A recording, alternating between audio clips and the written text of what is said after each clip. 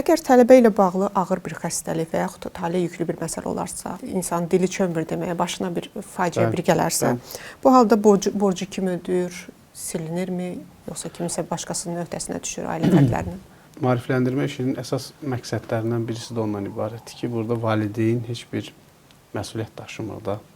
Yəni, valideynimiz burada nə zamin deyil, ümumiyyətlə tələbənin hər hansı bir zamini, müştərək borc alan burada tələb olunmur, zamin, girov yoxdur burada. Ona görə də özü cavabdehdir, məsuliyyətini özü daşıyır, özü müqəddəratını özü həll edir. Gələcəkdə geri qaytarmadan özü məsuldur. Heç bir halda valideynindən bu tələb olunmur. Valideynin əmlaki və yaxud da əmək haqqısından hansısa bir tutulma mümkünsüzdür. Bu tələbəyə bağlıdır. İkinci dediyiniz hissədə risklər məsələsidir. Bu risklər necə sığortalanır? Təbii ki, sığorta ilə. Buna da risklərin sığortalanmasında forwarding deyirlər də, kənara bu riskin ötürülməsi. Bəli. Biz bunu təhsil krediti müqaviləsi bağladığımız zaman eyni zamanda tələbə ilə sığorta müqaviləsi də bağlayırıq.